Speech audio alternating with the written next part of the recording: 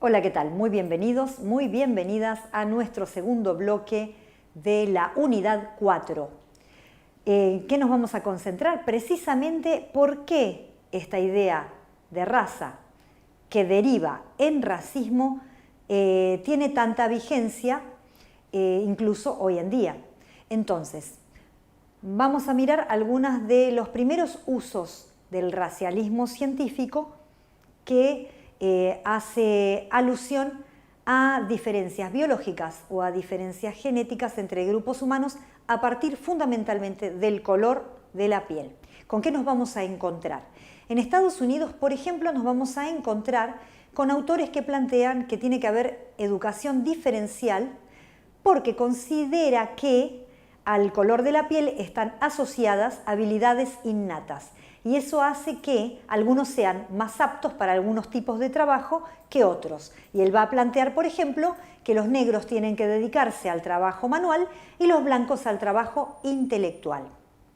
Después vamos a encontrarnos con Morton, también en Estados Unidos, que lo que va a hacer es clasificar los tamaños de los cerebros para tratar de demostrar que los blancos son superiores a los negros. Esto va a dar lugar a políticas que se llaman de eugenesia. En el caso de Estados Unidos, por ejemplo, va a proponer la esterilización de grupos que considera indeseables. ¿Por qué? Porque va a plantear que hay personas que no deberían reproducirse para que no se sigan reproduciendo estas características en grupos humanos. En 1898 tenemos unas políticas que plantean la esterilización entonces de los grupos de negros y también de personas con capacidades diferentes. ¿Qué más vamos a tener en Estados Unidos? Políticas segregacionistas. Si nosotros miramos películas de los años 30, por ejemplo, vemos que no podían subirse y compartir el mismo colectivo o no podían compartir los espacios públicos, etc. Tiene que ver con esto, fundamentalmente. Esto es importante para que se acuerden a la hora de pensar en estas cuestiones. Otra cosa que solemos hacer y que siempre nos está tentando es hacer los test de coeficiente intelectual.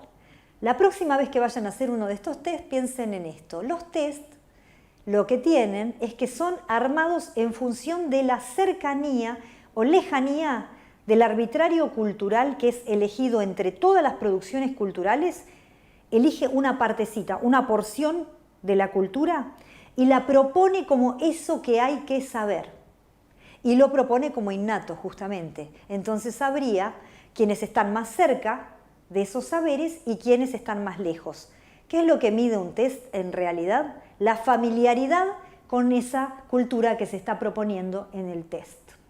Entonces, ¿qué es lo que se hizo? Por ejemplo, Yerkes, tenemos ahí, se hizo test a reclutas en la Primera Guerra Mundial y aquellos que no conocían, que eran inmigrantes y no conocían el idioma o no estaban familiarizados con la cultura norteamericana, les daba test de coeficiente intelectual muy bajo respecto de aquellos que eran americanos y además pertenecían a la clase media blanca, que es la que se propone justamente a la hora de pensar estas categorías culturales de los test.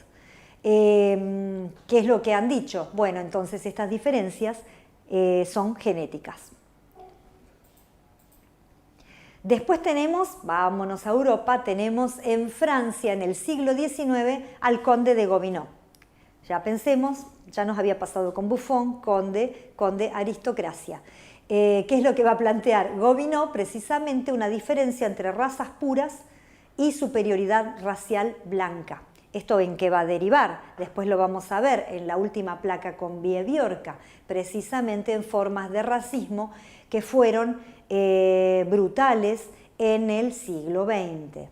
Muy bien, ¿qué más tenemos? También tenemos test de inteligencia. En Francia vamos a tener a Binet, que tenía además una preocupación enorme para que no fueran usados estos test. Él lo pensó como formas de mejorar para ciertos grupos sus posibilidades educativas, pero él se imaginó que podían ser utilizados para diferenciarlos y consolidar las desigualdades, y así fue. A su muerte ocurrió justamente esto que era su gran temor. Después tenemos en Italia a Lombroso, que lo que hace es buscar formas de clasificación vinculados con el aspecto y también después esto va a derivar en prejuicios respecto de las formas y los fenotipos de los criminales y lo que se encuentra, las críticas antropológicas y sociológicas que se hacen es que casualmente son personas migrantes de sectores sociales subalternos quienes son vistos como criminales natos. También nos vamos a encontrar en Inglaterra con Sir Galton, que plantea que el talento es hereditario y justamente dice que son los sectores más altos los que heredan mejores genes y mejores biología para tener una mejor performance vinculada con lo cultural. Muy bien, ¿y esto cómo toma forma en el mundo social cotidiano? Nosotros aquí tenemos a un sociólogo, Biorka, que nos dice que hay 4 niveles de racismo que podemos encontrar si analizamos nuestra sociedad contemporánea. El primer nivel es el infrarracismo, que tiene que ver con el prejuicio. Y el prejuicio tiene que ver con el nivel de lo simbólico, ¿sí?